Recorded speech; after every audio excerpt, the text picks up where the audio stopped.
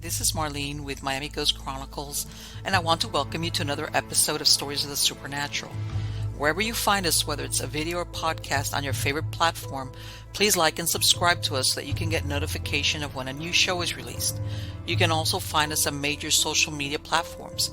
If you go to miamighostchronicles.com, you can find links to the videos or MP3 files, which you can download and enjoy without commercial interruptions.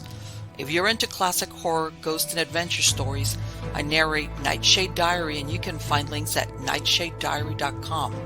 If scary stories are your bag, and listening to encounters with cryptids, ghosts, dogmen, and other weird creatures sends a shiver up your spine, then go to supernaturalstorytime.com for links to our weekly podcasts. Noteworthy news about the paranormal world, true crime, conspiracy stories, and anything that is just plain weird can be found at eerie.news or visit the Stranger Than Fiction Stories tab at miamighostchronicles.com. Please subscribe to my newsletter on Substack. Just go to mppellicer.com for a link. I want to thank you for being part of my audience, and I think you are all wonderful. Hi, how's everybody doing? Good? Oh, I'm doing well. My favorite time of the year. It's October, my birthday month, and Halloween. And I'd like to repeat again because I said in my last show, but and there's my timer. I'm going to have the live stream again for Halloween. All right. And of course, I'll put out links for it and everything. So anybody wants to participate. And the good thing is that this year, like last year, Halloween proper falls on a Tuesday. So anybody that's going to be doing partying usually does it the weekend before. So hopefully people can come and hang out with us, and I'll go over. I don't know yet what to do with this Halloween theme. I'm thinking about it. And of course, Henry, my wingman's going to be here with some stories of, when he was up in New York and New Jersey. And I'm telling you, he's got a million stories either he experienced or people told him. And we'll get some of those. We'll have a good time for Halloween. And outside of that, yeah, um, weather's turning a little bit cooler. I was looking at the weather because I'm a weather kind of person. I'm seeing that finally in a lot of places it's more than fall weather. It looks like some places are going to get uh like frost. And even though the show's a little bit staggered, a couple of weeks ago I was surprised also to see that in New York they got really bad flooding. I was surprised with that. Yeah, that's we're at the whichever with all our technology, we're still at the mercy of the weather, Mother Nature, if you want to look at it that way. But anyway, let's get on to the good part. The good part is who is the guest today at Stories of the Supernatural. This is the first time this gentleman's been here. His name is Dale Kaczmarek, and he's the president of the Ghost Research Society and director of Excursions into the Unknown, the only year-round ghost tour of haunted Chicagoland locations. He's been actively investigating ghost hauntings and poltergeist phenomena since 1975. Longer than me, I can't believe it. I can't wait to talk to him. Hauntings, and is active in a number of organizations, including American Association for Electronic Voice Phenomena, Society for the Investigation of the Unexplained, International Fortean Organization, and the prestigious Ghost Club of England. Kaczmarek has been active for 46 years in the field and has investigated over 4,100 cases, both public and private. He's accumulated what may be the largest collection of authentic spirit photograph collections in the world and has taught workshops, classes, and seminars on the subject of spirit photography and ghost hunting techniques. His website is Ghost Research Society, and I'm going to have a link to this in the credits of the show, which is ghostresearch.org. And it is one of the most active of its kind anywhere in the world. And his group, Ghost Research Society, uses some of the most state of the art and paranormal equipment in the field today. He's appeared in numerous book publications, newspapers, and periodicals. He's been a guest on Oprah 2 times, Encounters 2 episodes, Sightings, The Other Side. God, this brings back memories. Rolanda, Mysteries, Magic, and Miracles, Exploring the Unknown, Paranormal Survivor, Travel Channel, Destination America, and was called on by the Discovery Channel to help produce and appear in 2 segments of Real Ghost Hunters, Phantom Photos, World's Most Unexplained, etc. And he's also authored 6 books. Help me welcome him. How are you doing today, Dale? I'm doing just great. I Let appreciate me the. tell you something. I love it because I tell people if you've been around this, there was a time that people had to pay to basically to get your, not digital, in other words, you had to pay to develop your photography. So you understand what that's like, that it's not like now where everything is instant, digital, and you can get rid of pictures that aren't any good. So let me ask you, how did you get introduced into this field? Was it a childhood experience or what happened? Well, actually, it was my parents and grandparents telling me ghost stories when I was a youngster. Okay. And it sounds kind of corny, but that's really how I got started. I'm 96% Polish. I got an ancestry DNA thing. That's a little plug for them, by the way. But my grandparents on both sides of the family told me Polish ghost stories. And there's a very famous ghost story here in Chicago called Resurrection Cemetery, Resurrection Mary. It's like a Yes. striking ghost story that's been around since the latter 1930s. And that's when my parents were kind of dating just the years prior to World War II. So it was the kind of my father, who was kind of the ghost hunter of the family, so to speak. When he would take my mom out to a dinner or a dance or movie or whatever, on the way home, they always wanted to drive past this cemetery in the middle of the night looking for the ghost. My mom was absolutely terrified. She said she didn't like this. So these are the kind of stories I grew up with. And when I got a bit older, I wanted to see if these stories that were told to me were simply, urban legends, old wives' tales, or folklore, or if they were real stories. And that's really kind of what got me involved with a bunch of like-minded individuals. Basically, we started a group in 1977 called the Ghost Trackers Club. And I worked for that organization. I was a co-founder. I worked as a research assistant for 5 years, and then we changed the name to Ghost Research Society, which is a bit more indicative of what we actually do, ghost research. Okay. So, in other words, you had that background as far as, sounds like your family were true believers. In other words, they were like, it's really funny because I speak to some people and their families are totally opposite. They were like, Let's not talk about that." Yeah, I And mean, that Resurrection Mary is a very famous Chicago, I want to say haunting or ghost or things like that's like almost like the hitchhiker ghost. Isn't that what she does or something along those yeah. lines? Basically, it's a story in a nutshell, and I'll make it very brief. But there was a girl, a Polish American girl, supposedly named Mary, long blonde hair, blue eyes, had went to a dance at what was then called the O. Henry Ballroom, a name for the O. Henry Candy Bar. It later became the Willowbrook, and then, of course, several years ago, it burned to the ground, which is a real shame. But she had gotten into an argument with her boyfriend, began to hitchhike back home, and so the story goes, she was struck and killed by a hit-and-run automobile, and she is still to this day trying to get home. She's trying to hitchhike, trying to get back home. So it's like part of her realizes that she, or at least thinks she's alive, because she's going to the, where the Willowbrook Ballroom is. She's trying to get back home. But then when she gets close to the cemetery, it's like almost a split personality goes.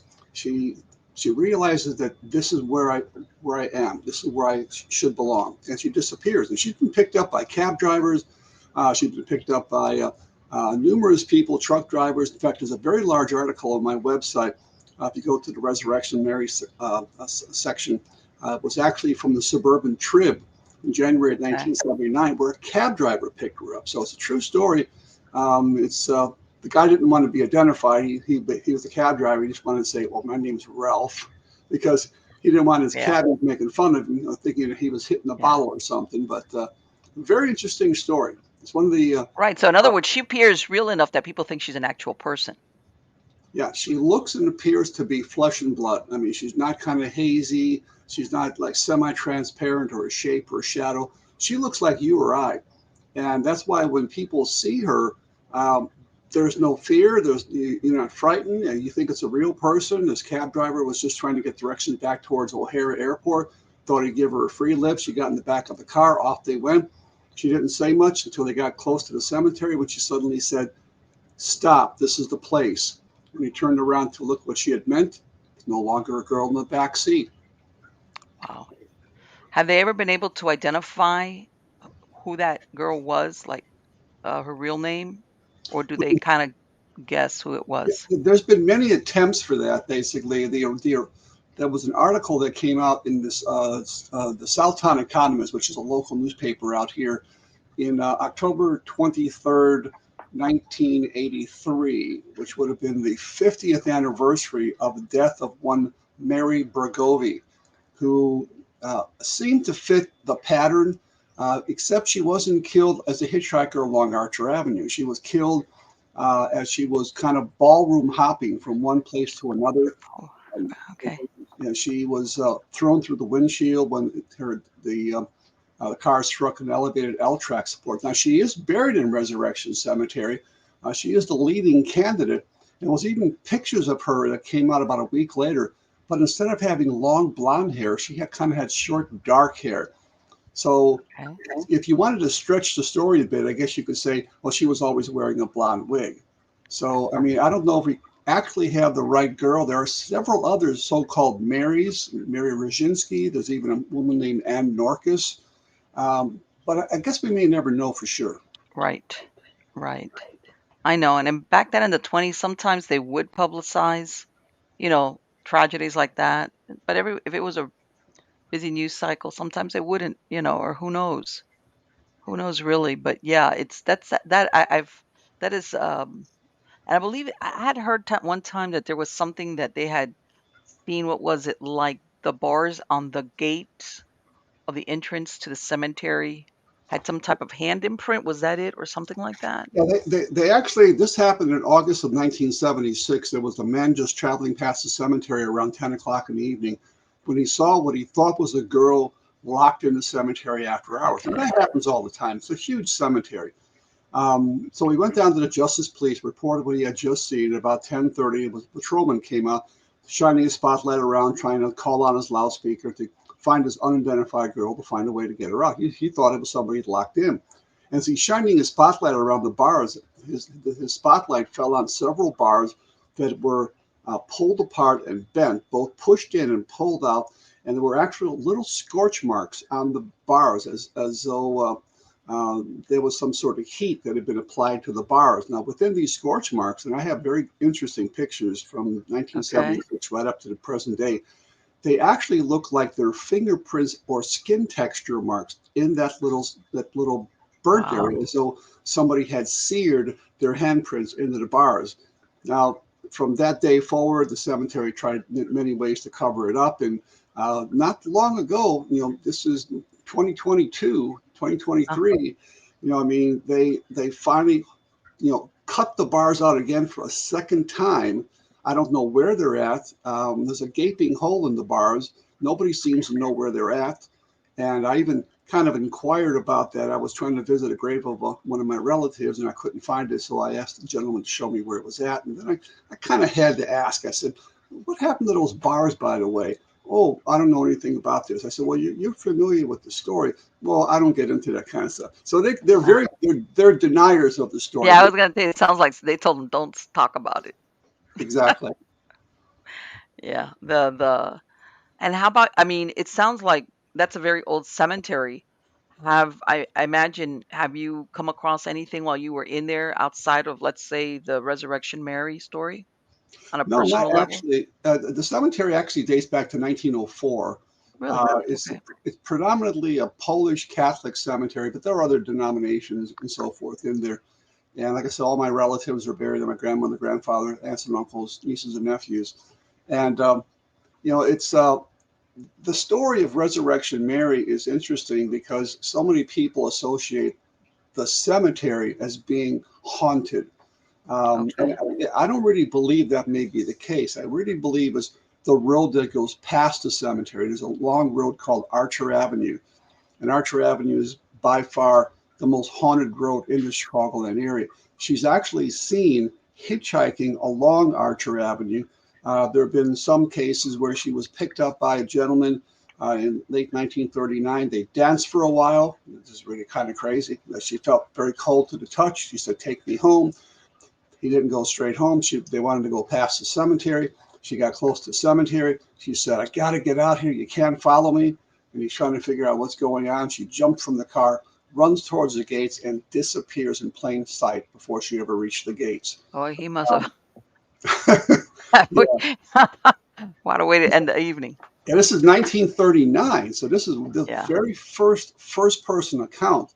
that we have was a man by the name of Jerry Palis. Unfortunately, he's no longer with us, but he was interviewed several times. I actually have the interview, the video interview, and he was always known to be a very religious, kind of pious individual. He's not somebody who would make up a lie or fabricate something like that. He always told the story the same way.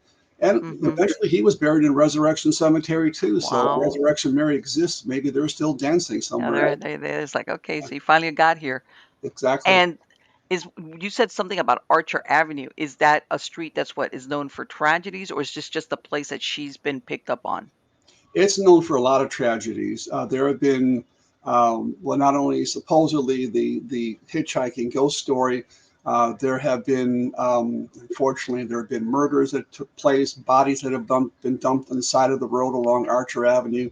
It was an Okay. old Indian trail at one time, and it was first seen by Father Jacques Marquette and Louise Joliet back in 1673.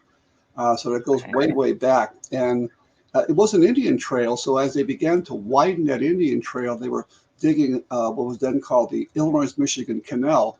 They kind of cut into the sides of the road, and they accidentally unearthed Native American Indian remains, skeletal remains, arrowheads, pottery shards, jewelry, beads, and things like that. So it kind of disturbed the area, and I think that's also part of the reason that that area is so haunted today. I mean, there are more than 2 dozen sites along Archer Avenue within about maybe 5 miles from beginning to end that have some sort of paranormal activity. And that's the thing that sometimes people don't realize, that even if what's on there is more modern, the history of the land can go back for a very long time. And even then, you really don't know what happened there. Yeah. Um, Between, let's say, obviously, that if they had Native Americans buried there, I tell people, sometimes you'll see a piece of land and sometimes there's forgotten cemeteries. And I'm not talking about Native Americans. I go, sometimes communities would just start up and bury their dead in a certain spot, and it was never put on a county record. And maybe the crosses were, the memorials were made of wood. And then the community, goes away and everybody forgets that there was once a cemetery with maybe 20 graves, until somebody, like you said, plows through the thing, or they build houses there. And a lot of things can happen on a piece of land that are never recorded, in other words. Well, that happens a lot, unfortunately, in Chicago. It's there's, I mean, I could go into this, but it's a pretty long story. But just Yeah, yeah, yeah. there was an old city cemetery that started way back in the, well, even before that. Let's go even beyond that. When Fort Dearborn was built in 1803 by Captain John Whistler, this is right before the War of 1812. There was a Fort Dearborn cemetery about a couple of blocks south, and eventually that was desecrated by the Native American Indians as a way to stir up the ghosts, they said, to drive the white men away from their property. Because you got to remember, the United States, or America basically, was all Native American Indian land. I mean, they Mm-hmm. are the true Americans. I mean, everybody else has their roots pretty much overseas or Mexico or Right, Canada or something exactly, like that. exactly. Their origins So, yeah. are away from here. So I mean, when they decided to develop that area, which became a very prominent area in downtown Chicago, right along Michigan Avenue, they had to move those graves. So they moved them from there over to a spot which later became the city cemetery in about, say, 1830s or something like that, I believe, 1836, I believe.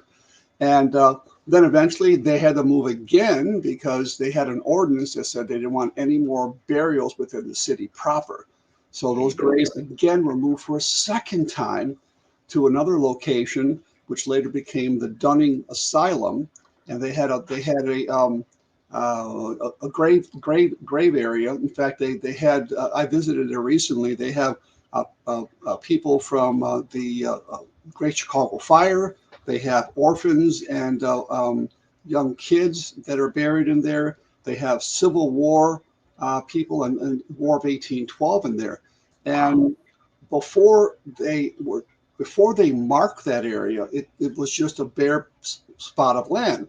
So here comes again construction crews. Now they're going to build a shopping center, and they Oh, don't know what's in the ground. They start digging up the ground, and they find thousands and thousands of bones.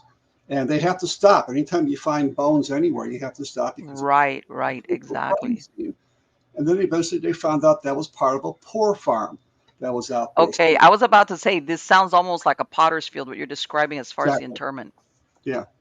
So those poor people were moved 2 or 3 times, and no wonder each location has a reputation for being haunted. Right. Now, I've heard of, in certain circumstances, like what you described, maybe the original cemetery originally was outside of the city, and then the city grows, and I've heard so many times that they pay somebody to come and move the graves, but they kind of don't really do all the graves. And then, like you said, later on, there's some type of construction, and oh, here they come up, you know, with new. In other words, you remember the old poltergeist movie? You forgot to move the body, and you think of it back then, it was just, oh, that's strictly Hollywood. But when you do research, you realize this was pretty common sometimes, especially when you had a lot of graves, where it was like, okay, well, yeah, we pay somebody, but a lot of times they left a lot of. They think, hey, who cares? Nobody's gonna know about this.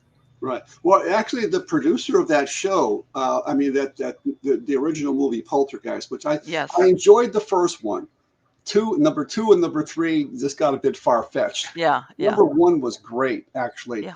And Tobe Hooper, who was the producer of that show, he actually said that he got the idea for the show and kind of pitched the idea to some of the writers because he lived in a house in Texas that was actually built over a small cemetery. Could that be the Black Hope Cemetery? Do you Oh, remember? that's something different. That's something Okay, different. those. Okay, so I was thinking I'd never heard of him in connection to that, but I was like, oh, I okay. So in actually, other words, he had his own firsthand experience with that. yeah, I actually had a chance to meet those people from the Black Hope Horror You on did. the second Oprah show I was on. How did? And they were actually there telling their story. And it's an amazing story. I actually have the book. It's an amazing book.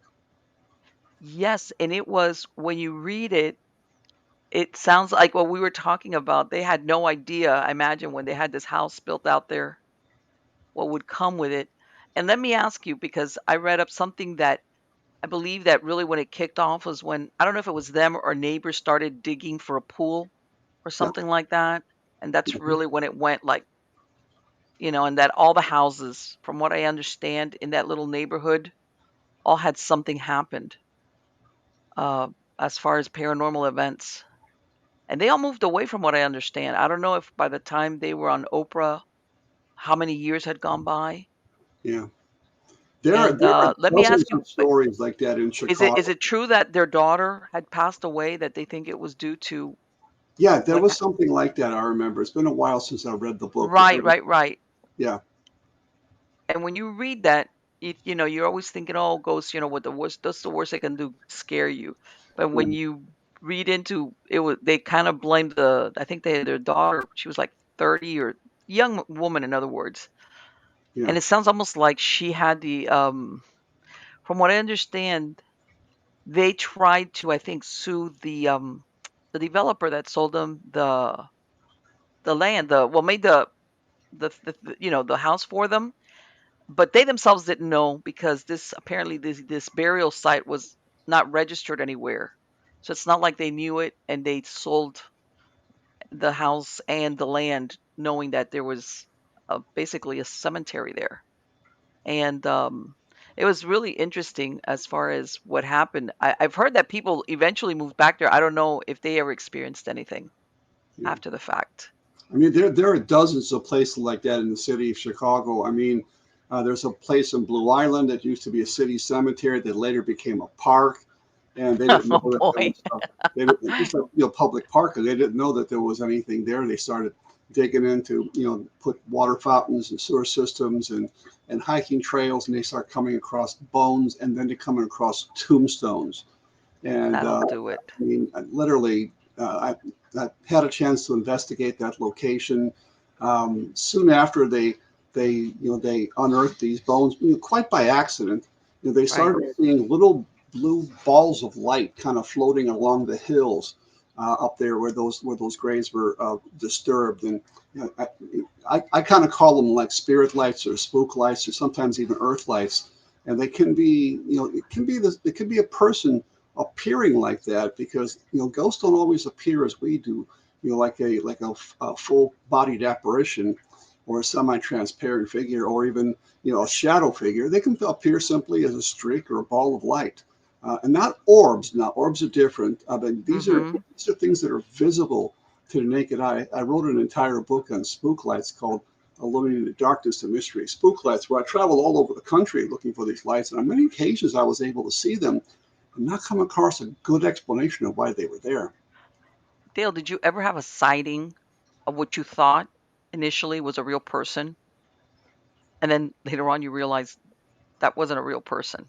In other words, something similar to Right. Resurrection Mary, where they look so solid, so real that you, at first glance, you don't realize that it's a No, ghost? I haven't. I mean, I have seen my fair share of ghosts, but what I have seen mostly are shadow figures Okay. or shadow people.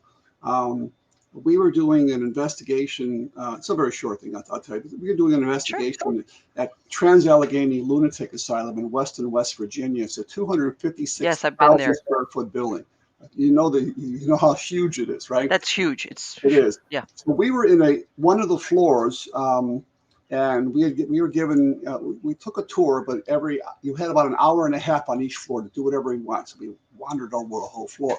So I had set up a camera, and there was patients' rooms on one side, and on the other side was like a day room where like people could visit, with the patients and so forth. And I just kind of called out. I said, if there's anybody here, uh, come out of your room. There's your friends and loved ones waiting for you on the other side over here. Not the other side, but the other side of the hallway, Right. Right. to converse with you. And as soon as I had said that, within a few seconds, not me, but several other people saw a shadow dart across the hallway like this and go into that room. But unfortunately, the camera was facing the wrong direction, as it usually is. But Of the course. camera was facing towards the other people sitting on the ground, and you suddenly see the expression on their face when they saw that. Uh, And of course, we got it on audio tape as well. And I mean, that's just, that seems to be what I come across most. Now, I have been touched a few times, okay. not like every week, like some of these paranormal shows on TV. Yeah, I know what you Um, mean. and I won't say who they are because I get enough hate mail as it is Yeah, already. yeah, yeah, yeah, yeah, yeah. But I Every mean, time I've been everything pushed in the happens, back. it's like, I mean, I have had my face stroked a couple of times. I've had my hair played with.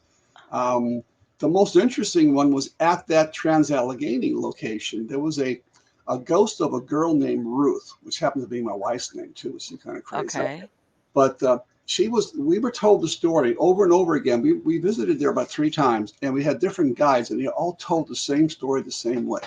That this woman was a patient there, an inmate actually, and she was she was there because she was not mentally sound, Right. and she would always throw her food and curse at anybody from the opposite sex, whether you're a doctor, a patient, an orderly, a visitor, anything. So we were just down the hallway, myself and 3 female investigators, and that's very important to remember. I was the only male investigator. So we were Okay. in these what they call isolation cells, where they're kind of like padded rooms that they would throw people in, so if they were a bit unruly, so they didn't hurt themselves. And we were doing an EVP session, electronic voice phenomena session there, and we had some equipment set up, including a camera, and was facing into this room, and I was standing in front of the room, and all of a sudden my left arm from my elbow up to my shoulder was intensely cold, like I had just put it into a deep freeze. I had goosebumps, my hair was standing on end, and Okay. about that time, something literally kind of grabbed my butt. Oh my God, you're kidding. And you can actually see my reaction. You can actually see I love the it. video. You see my reaction. I go, oh, whoa, what was that? And the 3 females that were there, they don't feel anything. Why? Because Uh-huh. they're females. Right. So they're looking around because I don't feel a draft. The temperature is not dropping or anything. But because I was there, You're I the only one. some sort of response. So we finished our EVP session, and the last question I asked is, I said, "Do you want us to leave, or do you want me to leave?" one word came through: you, meaning me. That was So we left not because we were scared, but sometimes when we're doing EVP sessions and whatever, if we're encroaching upon a location that a spirit is there, I will leave. If they say to leave or they give us a sign, I'll leave and go somewhere else. I respect them. But that was sure. pretty interesting. I mean, Let that's me the tell you way. something. People don't realize that some of these patients, for lack of a better word, this ended up becoming their homes. They spent so many years there that the asylum where they were staying, for better or for worse, it Yeah, became their home because they spent most of their lives, half of their lives, but many, many years there. Especially if they had some type of mental illness, but they weren't, in other words, they were manageable. Because usually some of the other ones, they had. Because when I went to Trans Allegheny, I went over to it was an exhibit where they had paintings and some of the intake forms for some of these patients, and I was reading the stories. And some of them you could tell, some of them end up getting released and then they come back. And then there's others that they never hear from again. And then others, they die, either murder, with other inmates or suicide, everything. But some of them spent a long time there. So for them, this is why leave. This yeah, that is was another interesting story that we kind of came across there as well. There's a whole row of these isolation cells. I don't know if you saw that.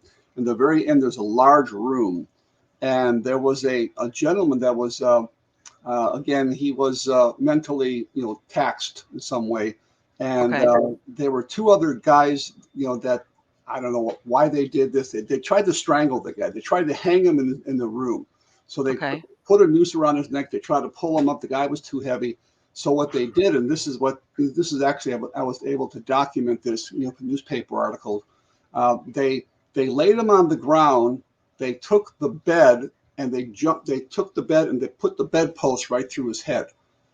I, Uh, I remember seeing that, yeah, and that was horrific. I looked yeah. at that and it was like, it was, yeah, I remember there was, it And was what I his remember name was reading that, and that Dean. was like, man, this is, His it's name not was just that they killed Dean, them. and we were doing an EVP session, a ghost box session, and I asked something to the effect like, again, this is on my website, something to the effect like, "Why did you kill that guy?" or what did you do? And a very sinister sounding male voice comes through and says, "You mean that prick Dean?"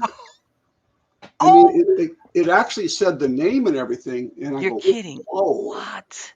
I mean, and the room just kind of changed right there. I mean, you can sometimes feel Uh-huh. something when there's a spirit here. The atmosphere changes. I mean, it's like a Yes. charge in the air. I mean, Yes. you get the goosebumps, you get the hair standing up in the back of your neck Uh-huh. and your arms and everything. It just changed, and it was there for maybe 30 seconds, and it kind of went back to normal, like just they walked out.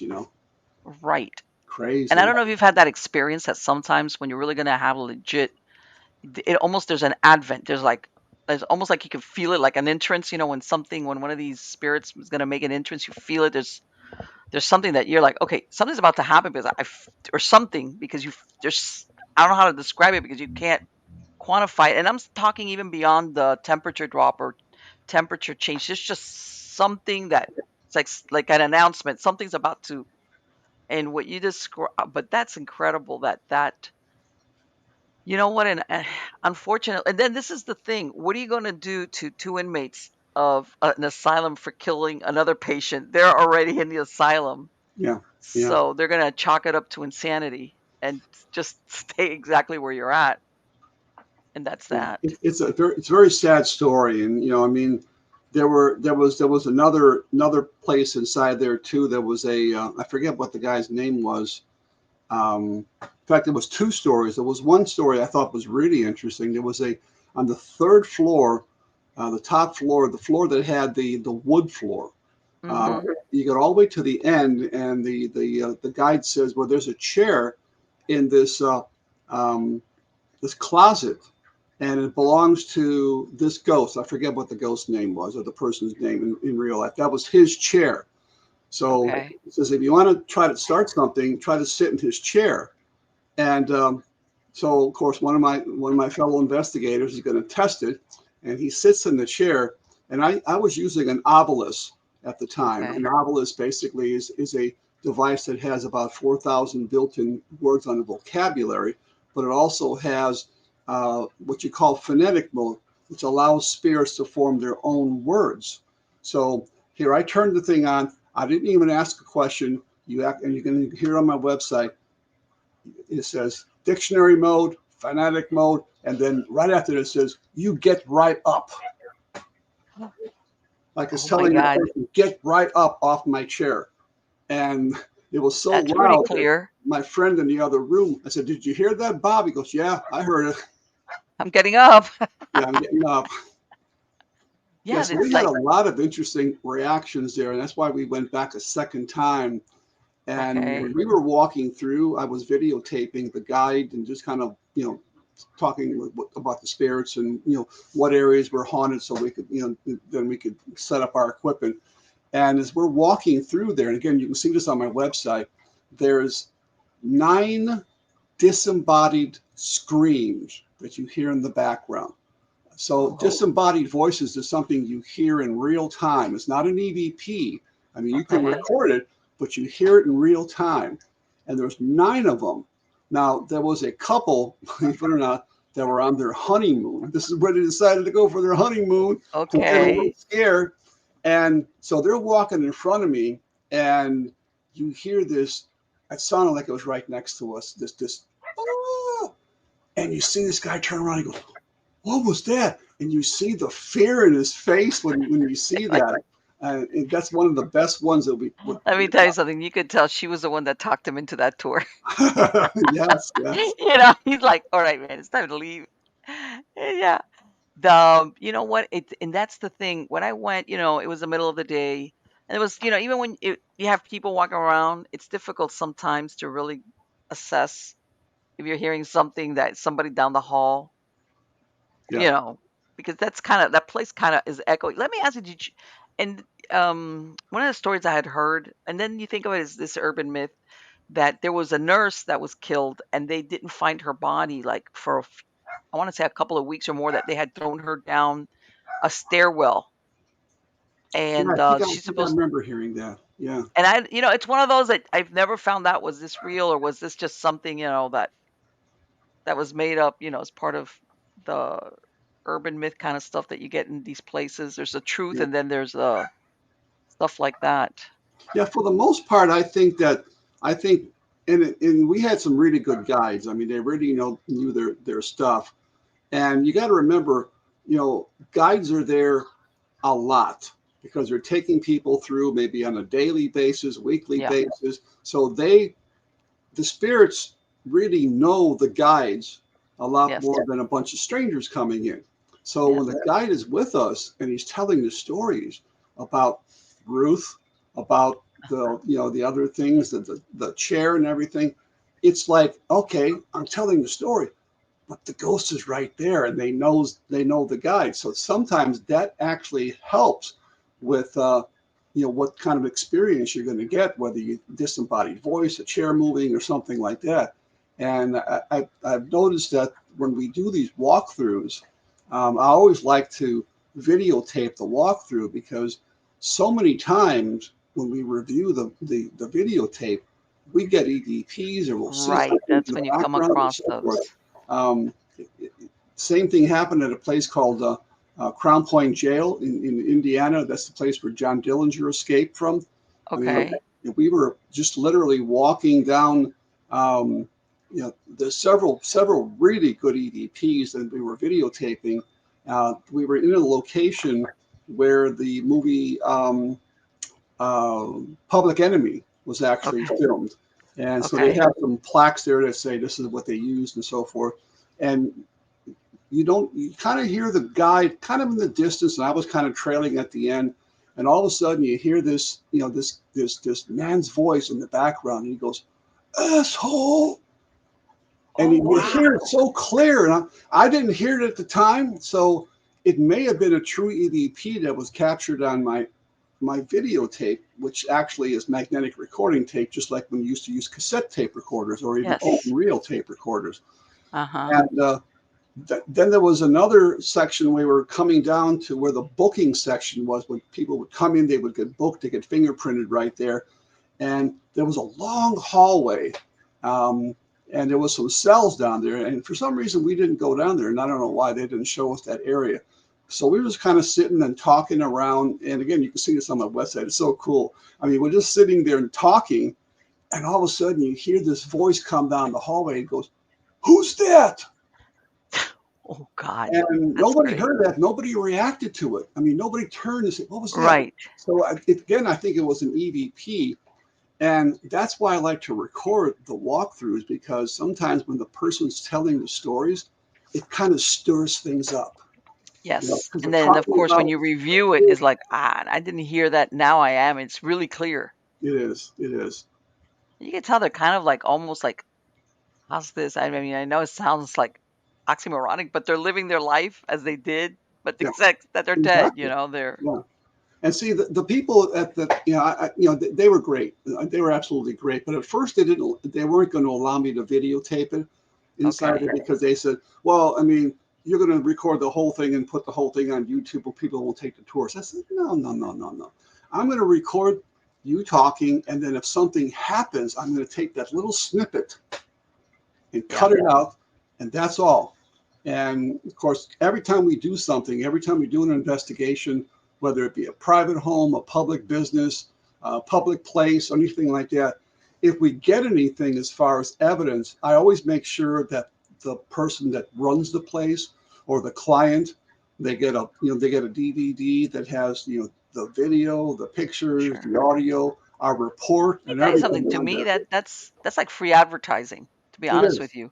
It I is. mean, let's face it, even if you see this person doing the tour, there's people that's like, "Oh, no, no, I wanna go now. I wanna be there." Even if that's great to see it on a video, but I wanna go, you And that's know? what I try to tell her. I said, even if I did do that, which I won't, I mean, Uh-huh. people would see that, and it's not the same as just watching, like you say, on YouTube, or actually being there at the same time. Sure. It's more spooky, I guess you'd Yeah, call people it. get like, "Oh my god, stuff is really there. I wanna go. Let's maybe I'll Yeah, see or feel or yeah, whatever." exactly. Yeah, And advertising, whoever's free gonna go on advertising. the contrary, that's a convincer for somebody that's undecided, but, that's Sure. really into that.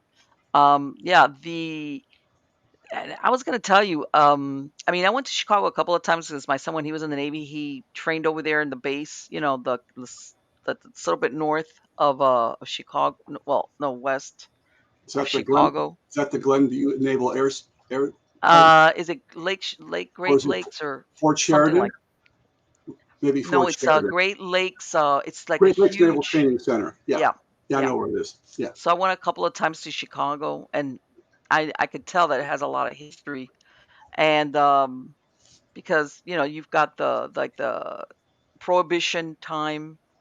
There was a lot of stuff going on as far as the gangsters and prohibition and all that stuff, and then like you said, the history, and then it's a very interesting city, and I'm thinking there must be so many haunted houses and buildings in this place. It's like everywhere you turn, what's happening there? Um, Let me ask you, have you lived ever in a haunted house yourself, or No, no, I don't believe so. I mean, I used to have dreams about the original house that I grew up with. My when my grandfather came over from Poland, he was a mason, so he actually built this three flat by himself. okay, And wow, then we all moved in. I mean, my our family was in the basement. My aunt's was on the next floor, which was my dad's sister and my dad's brother, and then my dad's sister. So we were all together in this three flat. And the very top, they had this really spooky attic. And I used to go up there as a kid, and it didn't have a light switch. You had to walk halfway down, and then there was a pole chain. all And there right, was this one little window in the front that was really dark. And I used to have nightmares about that place. I always thought that place was haunted, but I never had anything happen there, except I okay. had a few nightmares. It was kind of Yeah, it's crazy. just No, kids' I never actually imagination. lived in a haunted house. So Okay. How about anything or anybody follow you home from one of your investigations? yes, yes, What's happened sometimes. with that? We were investigating a place out near, not too far from St. Louis, called Campsville, Okay. Illinois. And there was a small cemetery out there. We had permission to be out there at night, which I never trespass, by the way. I always make sure I get permission. Yeah. But we were out there, and we were supposed to be investigating the grave of a little girl that's buried out there. So we had a hard time in the darkness finding it. So we just set up somewhere, and I figured if the ghost is there, it'll come to us. You know, don't have to be right on the spot where she's buried. And nothing happened. We got no EVPs at all. So I came home really late, and at that time before I knew I had sleep apnea, I was snoring like a freight train. So my wife would sleep in the other room sometimes, but she got so she kept kicking me. It's I go to sleep someplace. But she was sleeping upstairs. So I came in. I went straight to bed. I was tired. And then just before it started to get light out, it was just starting to get light. My wife is upstairs, and there's a bedroom here, there's a bedroom here, and you can see across the hall because there's just kind of like crinkle doors. You can kind of see the other room, and there's a full length mirror on the wall over there.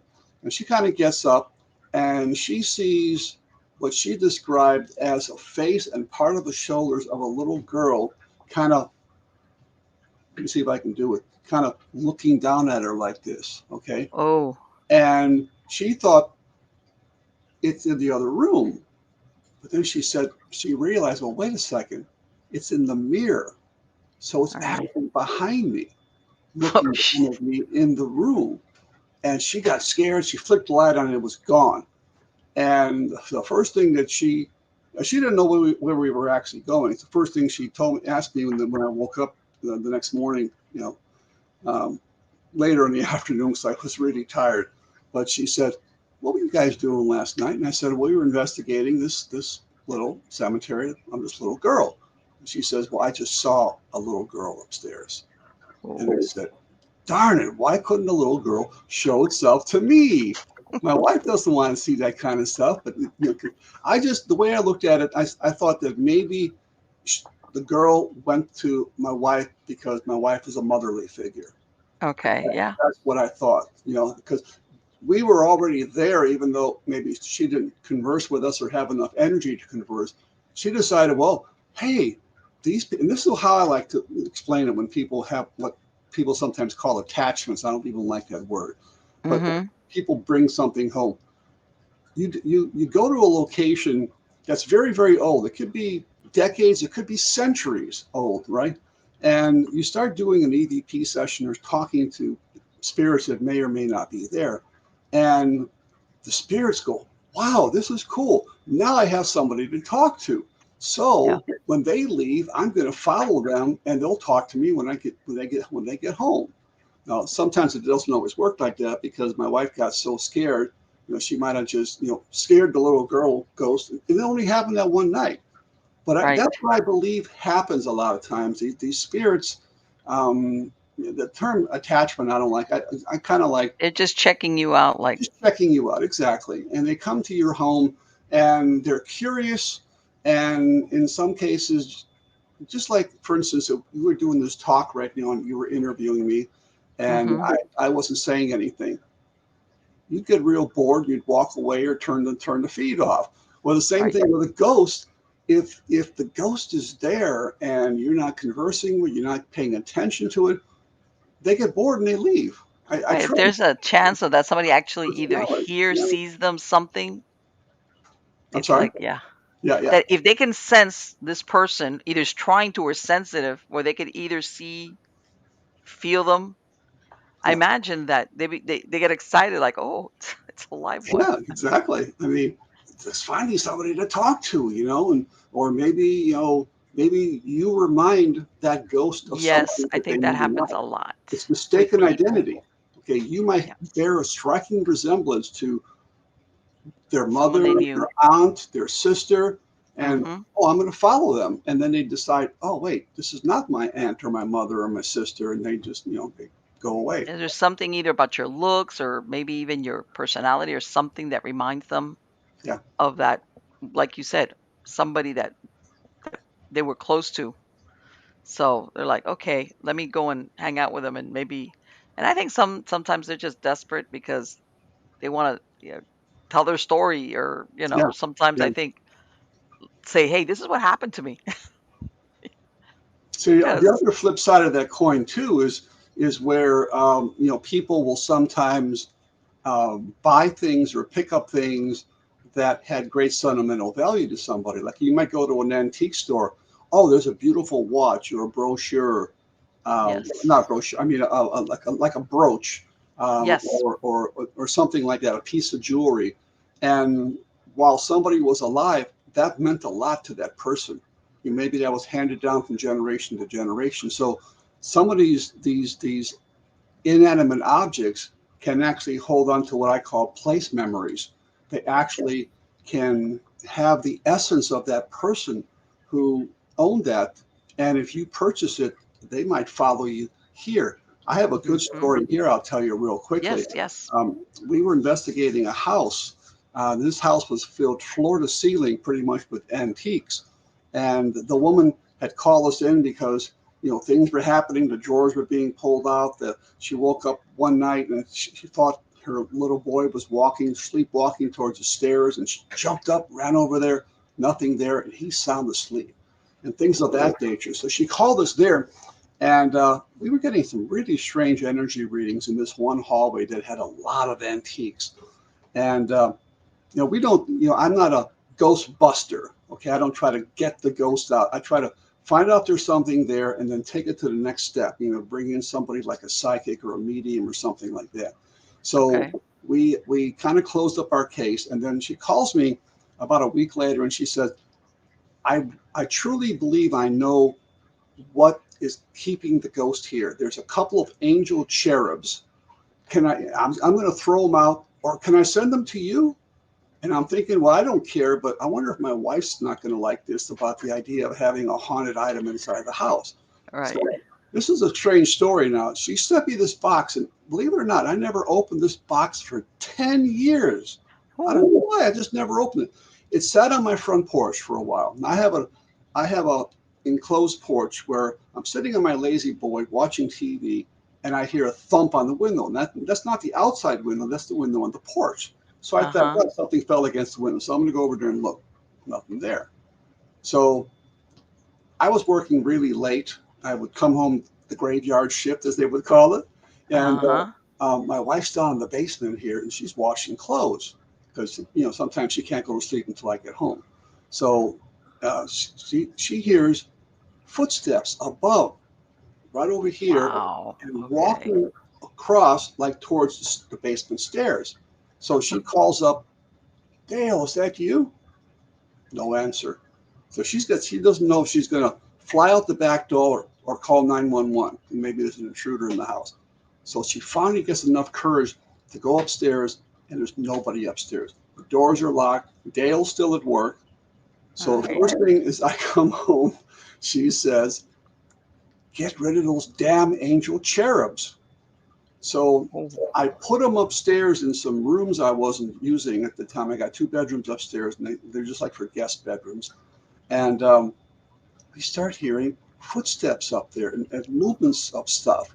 And my okay. dog is watching, doing this down the stairs, like Tracking something. down the stairs. And dogs are very sensitive to picking up that stuff.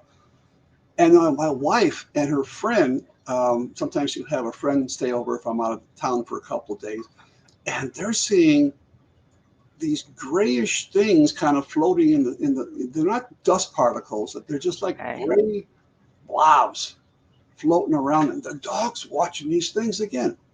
And one day I was there, and the dog is doing that, and I go, dog's name was Sandy. I go, Sandy, Sandy, and you can't break her concentration. You finally Uh-huh. have to shake her. Then she was seeing something there. Right. She So was then fixated on something that she my was. wife finally said, "Get them out of the house." So they ended up in the garage. That's where they are today. Did But she ever tell you what the origin of was, where she got them from? uh, The late. I never. It would have been a good question to ask her. She had picked up so many antiques from so many different places. Okay. Maybe she didn't She's like a remember. collector kind of person. Yeah, collector person, and something with those angel cherubs. And it wasn't when I opened the box finally after 10 years. It wasn't just angel cherubs. There was a clock, and there was some other small knickknacks in there. So I don't know. It could have been any of them, but she really thought it was the angel cherubs. Uh-huh. And she said after she got rid of them, hardly anything happened there anymore. But it was happening here for a while. But then eventually, just like everything else, it just Just stops. It just it goes just goes away. away. Yeah. Yeah, it So it's makes not you think it's though. not delicious, you know. Right, but still, let's face it. Where you described, if I'm in the basement and I hear somebody walking upstairs when there's not supposed to be anybody home, I'd Yeah, be having like, oh my God, okay. yeah, yeah, 'Cause, yeah. yeah, you're not gonna assume. Oh no, no, no, absolutely, absolutely. And that's, Oh, I know, I know. I remember one time, this was many years ago. I was in high school and they had this substitute teacher come in, young guy. So you know how substitute teachers are cool because they're great. They're just there like a warm body. So he starts talking about, I can't remember how we got on the subject of ghosts, blah blah blah blah. And I want to, I don't know if this was New Jersey. He lived up somewhere in the Northeast. I can't remember where. And he said one day he's babysitting. I guess he was like an older teenager or in his early 20s. And he said he was babysitting his nephew. And he says that they were sitting in the living room. And he says that he hears, nobody else was in the house, but he said he hears steps coming up to the door. And he was like, Right. like he's thinking, who's there, right? Yeah. And I remember him mentioning that because this was like the boy's mom was his sister, had mentioned something was going on in the house, but he was just, he poo-pooed it. He was like, all right, okay. And he said that it happened a couple times. And then he says one time, okay, it sounded like the front door opening, but it didn't actually open. But the Right. noise was there, just like if it had. And he said that the steps came across the living room.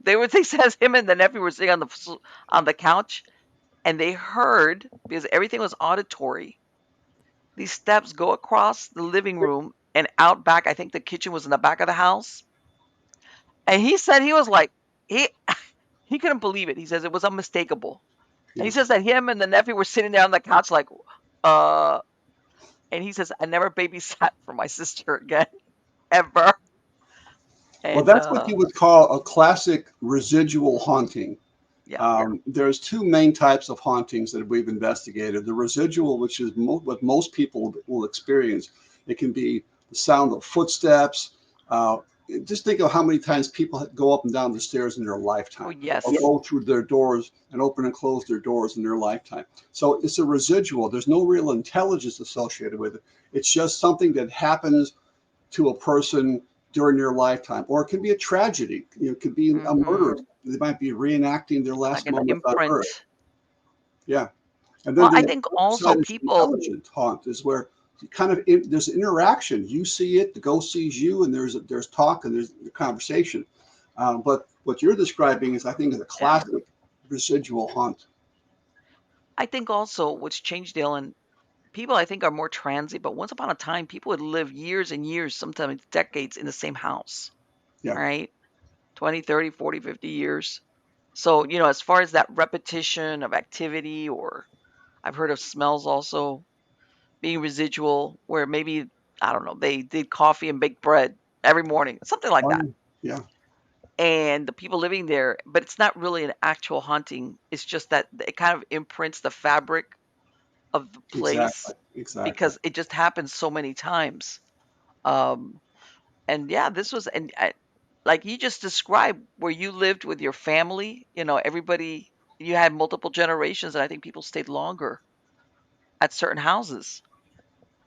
And it just became, think about it, it's them. And I've also heard of people sometimes moving into places where there was, obviously they didn't know about it, but there was, let's say, a certain room was a sick room.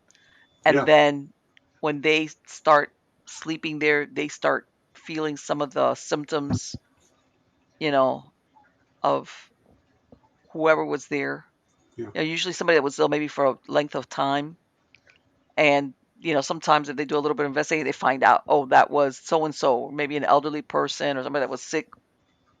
That was their room. So yeah, I think that sometimes. it's that it can affect the living that way, even if it wasn't the ghost. How's that? Yeah. It was Well, just what I've been investigating, spirits now for ghosts for almost 50 years. In fact, just recently, I'm really proud of an award I just got. I was given a 50-year lifetime achievement award wow. for the paranormal, and it's something that kind of took me by surprise. But I tell you, of all the cases I've investigated and places I've been, it seems like what most people experience when they experience a ghost is sound, footsteps, noises, voices, musical notes, usually followed by the next on the totem pole, so to speak, would be the sensation of being touched or hmm cold or static charge. And then, after that, maybe smells would come in next. I mean, like you're saying, maybe cooking odors, tobacco, stinky cigar. hmm It's just there and then it's gone. Um, and then, kind of near the bottom of the totem pole, is that visual sighting because most people don't see ghosts. It's very rare to see one. hmm Those people that have, I'm very envious that they have seen one and I didn't see it. Right. It's near the bottom. And I'll tell you what, I never thought in my lifetime that I might be able to taste a ghost. Really? What We're happened? actually in a place called not, it's Old South Pittsburgh Hospital in Okay. Tennessee. And I was there we were all dressed up. They have smocks and they have like, you can put like a doctor's uniform on, and hmm other people was actually a registered nurse, and she had her scrubs on and she had her stethoscope, and we were in a room, and she was there with me. We were doing an EVP session. I suddenly said, I'm getting a very strange metallic taste in my mouth. And she says, well, you know what that is? I said, no. She says, it's blood. Blood has a very kind of a metallic taste. And that was the only time I've ever thought that I tasted something that I Right. never thought you'd be able to taste a ghost. It only happened one time in all the time I've been doing it. And like I said, I have seen spirits. I think there's, I, you know, I've been touched. There's been cold spots I've walked into and walked out of. They're like literally a foot in diameter. You walk into a cold spot, you take another step, it's back to normal. You take a step back, it's a cold Right. spot. It's that one I can't spot. explain something like that. I can't explain that. And let me tell you something, I think that you're tasting that metallic that it almost seems like a patient because I mean, who else would have, let's say, the taste of blood in their mouth?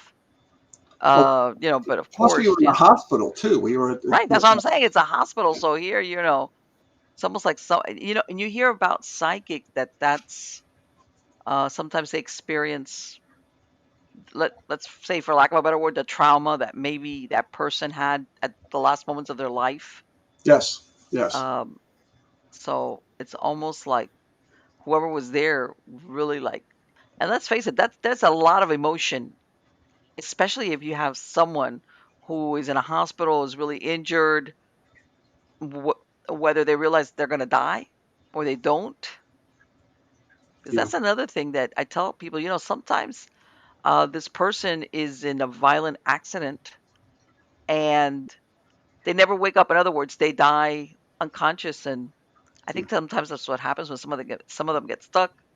It's like, hey, the last thing I remember, I was alive, yeah. and let's say driving home in my car. Next thing you know, You're gone. Yeah, you're gone. And he's like, okay, why doesn't anybody hear me or talk to me or anything like that? perfect example is the movie Ghost with Patrick Swayze. Yes, Perfect yes, example of that happening. He was stabbed.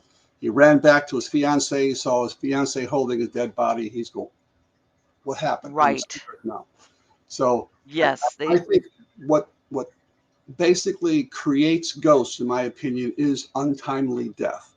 I mean, hmm because when you go to investigate a house or a hospital or whatever, they'll say, you might ask the question, well, how many people die in it? Well, people die in homes, people die in hospitals all yes, the time.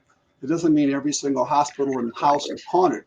It's the way people die. Is it a murder, a suicide, a car crash, a plane crash, a train wreck, a drive-by shooting, a drowning, something that was an accident that maybe wasn't supposed to happen? And like you said, you're here one moment, you're gone the next, and you just continue to do things that you would have done in your everyday life because you're kind of stuck. You're kind of like we call it Yeah, we're earthbound. habit. We're creatures of habit. Even when we're alive, that keeps us grounded as far as. And you just mentioned it, Dale, where once upon a time it was normal for people to die at home.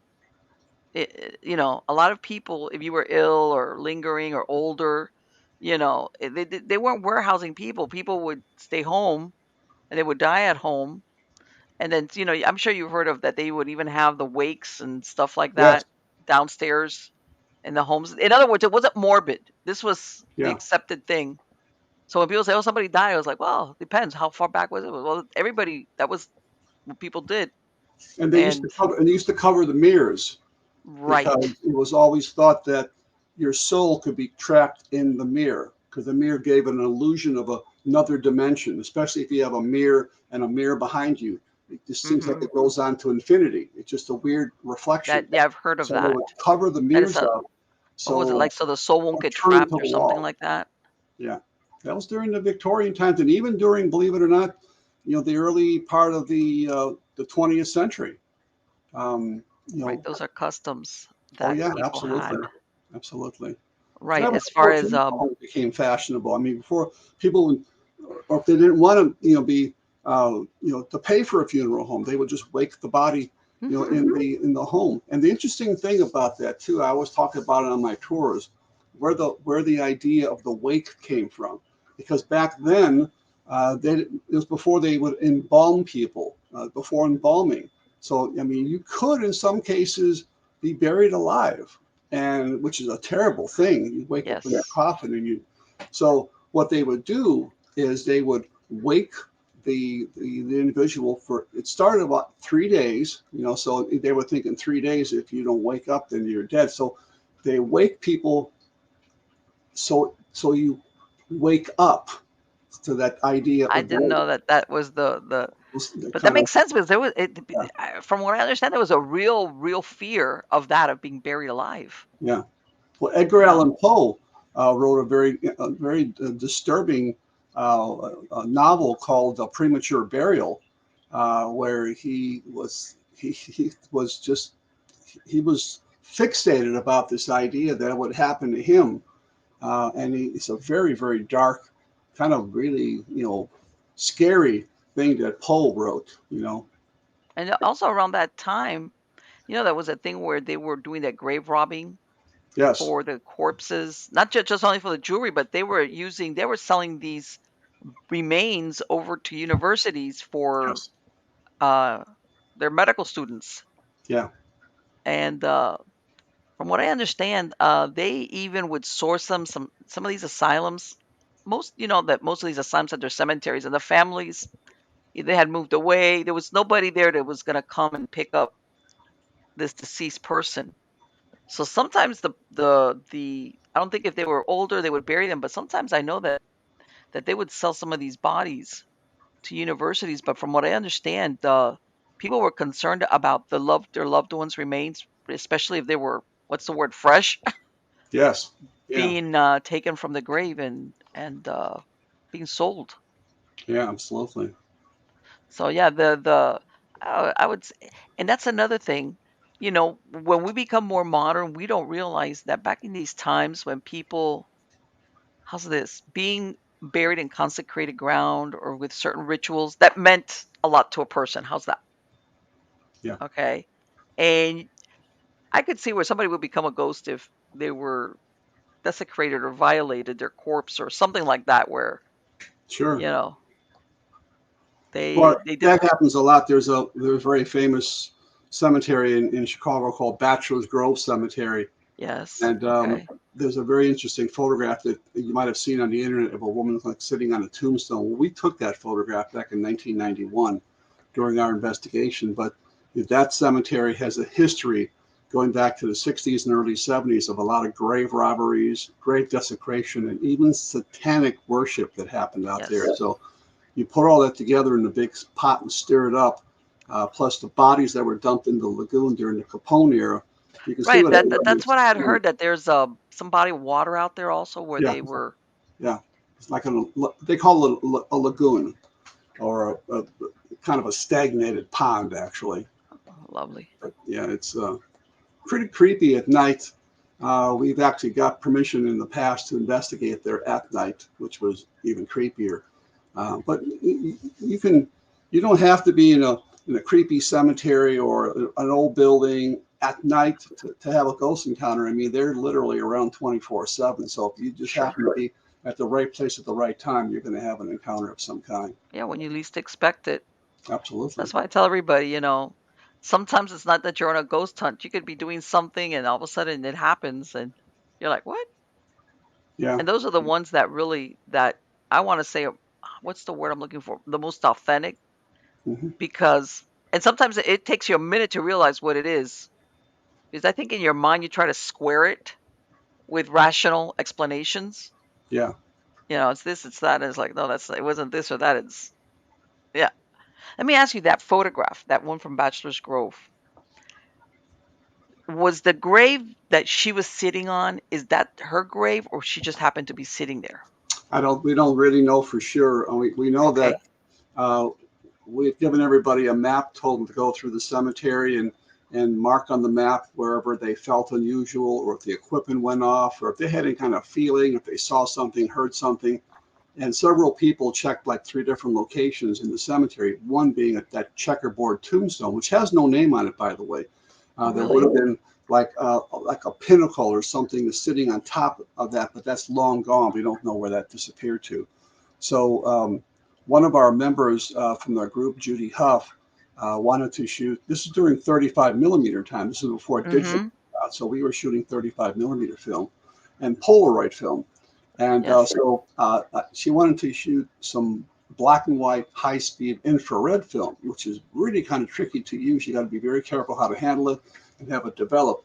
But I told her all the safeguards to do, and she had a point and shoot camera. So she was just click, click, at these locations where we had some other people had picked up some things. And Okay.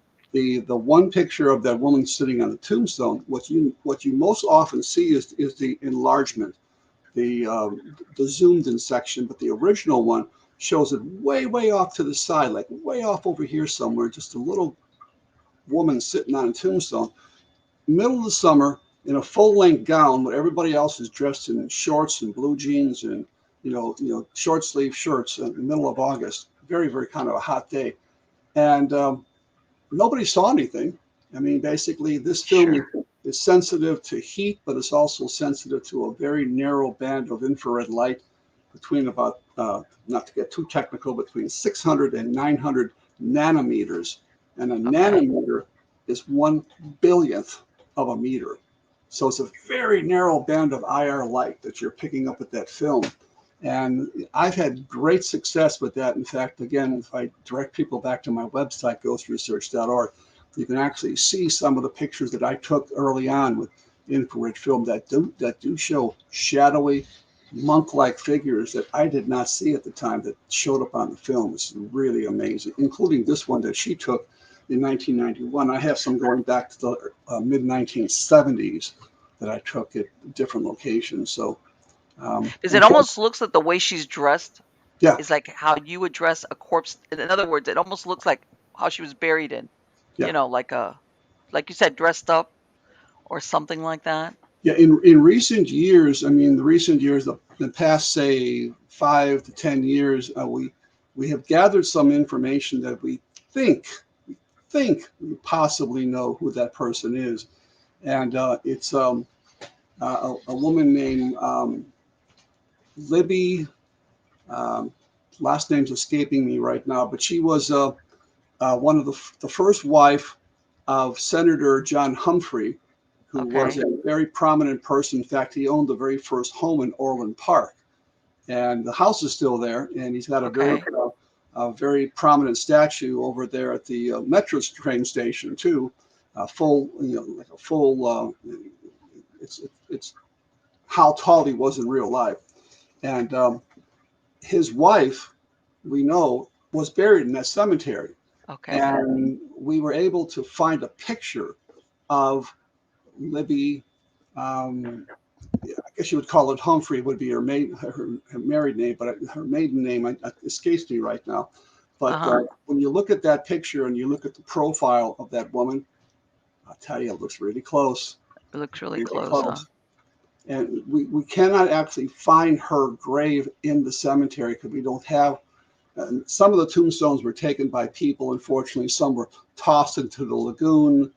Some were And let me actually, ask you, and I know sometimes cemeteries, their records are not, especially the older burials, are not really good yeah, as far as who was buried where, yeah. The and same with this. I mean, there are we do have a somewhat of a plat. They call them plats back then.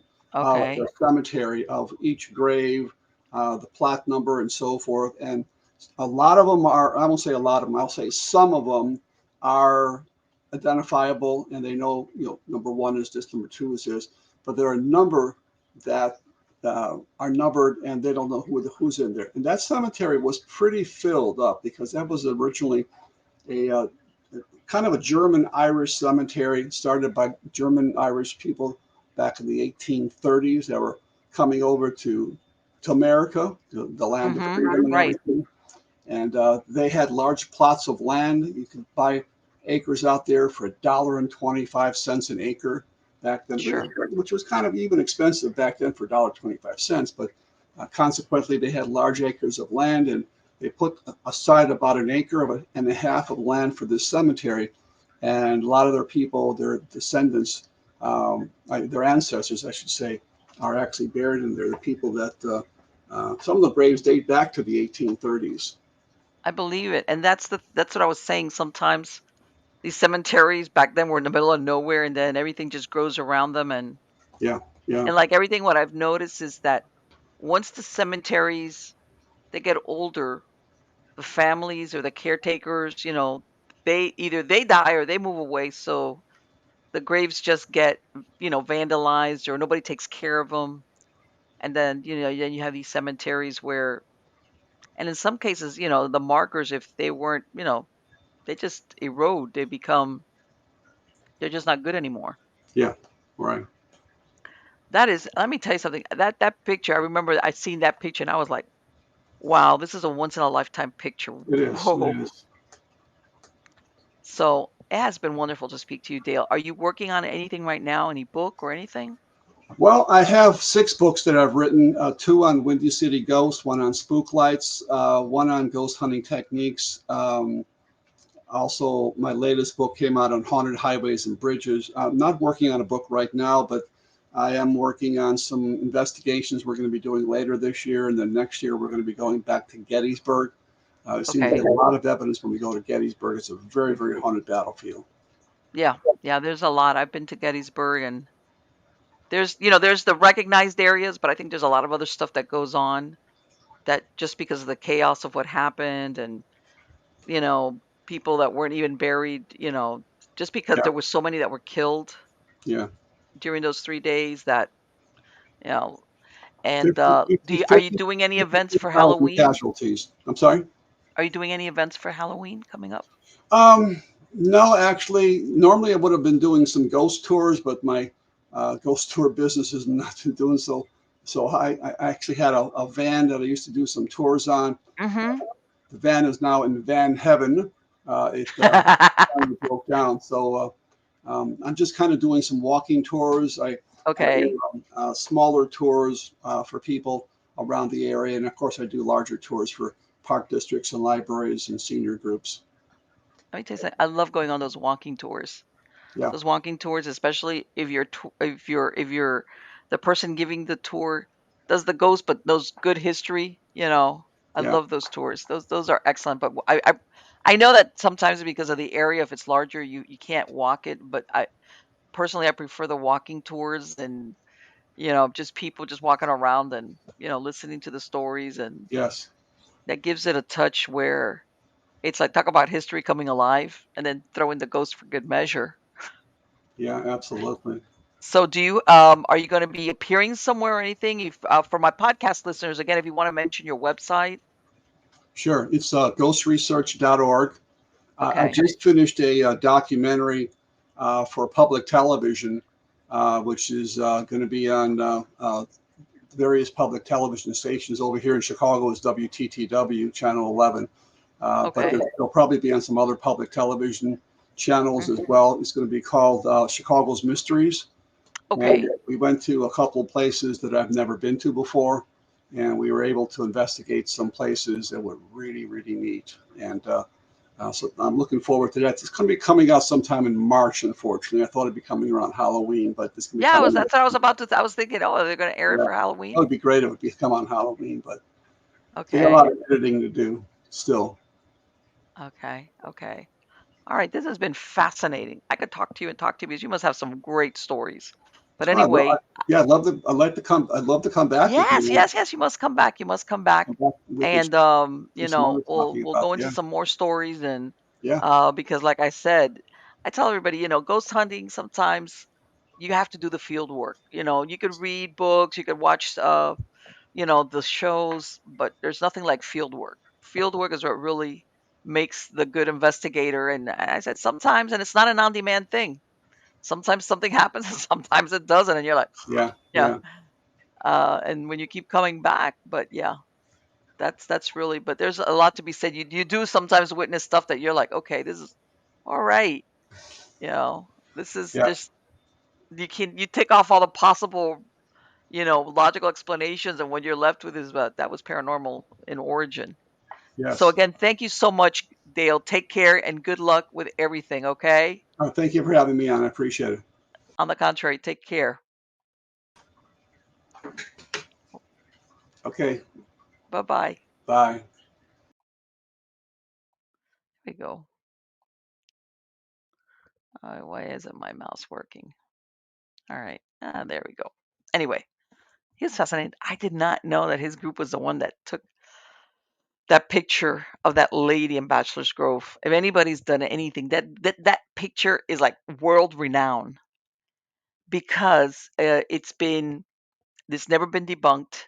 It was like again, like he said, this was before the time of digital photography, um, and it's been examined over and over and over and over again to try to like basically say, oh, it was manipulated, and nobody. It was sent to like all the best people that look at, that can detect where somebody's messed with the photographs or the negatives back then. The laboratory, nope, it's a for real picture. And when you see it, it's just, and I did not know that thing that he mentioned that, and it's true. When you look at the picture, they of course have gone in and blown it up, and basically you're looking at it. But I never knew that the original picture, she's off in this corner, and anybody that's seen that picture, God, I wish I could find it. Let me see if I can find it. What was it? Bachelor's Grove Phantom picture. If I can bring. Anyway, um, and that's the thing. He's absolutely right. It was such. She is dressed. Besides the fact that she's sitting on the grave, like looking, she is dressed so unusual that. Let me see if I can. All right. Let me see if I can. That you wouldn't that how's this that she would have if she was a real person or she would have been seen, she would have stood out. It'd be like, who's this lady sitting in that long dress or kind of longish dress sitting on a grave? It's like, who is that? All right, this was not like a shadowy or one of those deals. Let me see if I can. uh, okay, let me see, present. Let me see if I can do this. Here we go. All right. Okay. Houston, do we have liftoff? There we go. That's the picture that he was talking about. All right. And I never knew that she was just uh in other words that the original picture was much larger.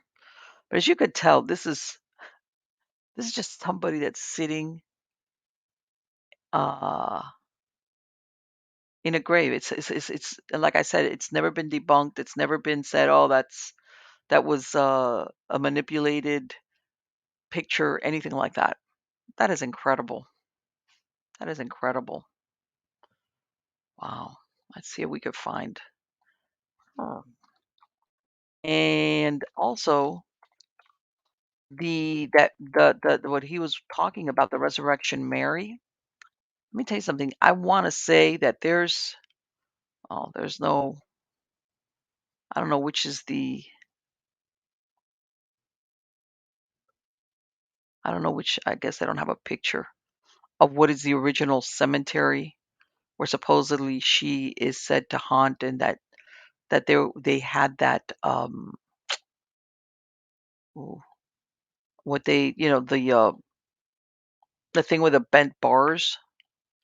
But yeah, the it's that's the, how can I say, there's so many versions of that hitchhiker story. And I didn't know that, and I had heard that they had more than one suspect. How's this? One suspect of who Mary is. And again, I didn't know that that street or that road, Archer Drive, I think you called it, or Archer Street, had a history of paranormal activity outside of Mary, Resurrection Mary. I think that's see, that's why I love talking to people that have the inside scoop about certain places that because you live there. This place or this street or this corner or that house has a reputation for X, Y, and Z. Because dot dot dot, fill in the blank. Because he must give great tours, by the way, because he has so much history, and that's the thing that, like I said, I'd like to go on these tours, but the ones that give the best tours are people that act obviously that live there and have done it for a long time, and know not only the history that everybody knows, but they have the backstory to the backstory, the backstory to the history, and they can tell you, this is what's known, but what really happened, or the reason why that happened, was because of that's, to me, that's the make or break of a great tour, is that when you're brought into the behind the scenes of what occurred. That's, I guess, that's the investigator in me. And again, guys, please go to MP Pellicer or Miami Ghost Chronicles if you want links to any of the videos, whether it's on, and I'm on various video platforms. Same thing. I've got links to all the different podcast platforms. I even have one, depending if you either have an iOS or an Android type phone and and you can download an app that's compatible with your phone. But if not, I have links to all the MP3 files, or in other words, podcast versions of the show. You can listen to it on the browser. You can download the MP3 file, no commercial interruptions. And of course, that's not only for Stories of the Supernatural, but for Supernatural Storytime, Nightshade Diary. And also, if you look for the link for um, Stranger Than Fiction Stories, I have all my articles, and Eerie.news is just news that I talk about stuff that's happening. Some of the articles from Stranger Than Fiction, I'll read those out. And I just go and I'll talk about just unusual things that are coming out in the news. You know, not too long ago, there was a short little story that came about this turtle. It was a snapping turtle or something like that, and they called it Chunkosaurus. I was like, this is so unusual. It's Chunkosaurus. But anyway, guys, it has been wonderful. Again, please join me if you hear this in time for my live stream for Halloween. And let's see what happens. Maybe we'll do something for Christmas, since really, Christmas time or the holidays used to be the traditional ghost storytelling time kind of thing. And let's see what happens now as we go into the new year. Incredible. Incredible. But again, thank you so much for being part of my audience. And remember, I'm already prepping. Season 14 of Stories of the Supernatural is complete. All right. And I'm already accepting guests for season 15 of Stories of the Supernatural. So if you're one of these people, if you know of somebody, you could be an author, researcher, paranormal, just somebody that's got interesting stories. Okay. Contact me. And so I can schedule you to come on. And we'll just, like I said, this is just a conversation. And, we'll talk about whatever it is, whatever makes your weird little heart happy. So till then, take care.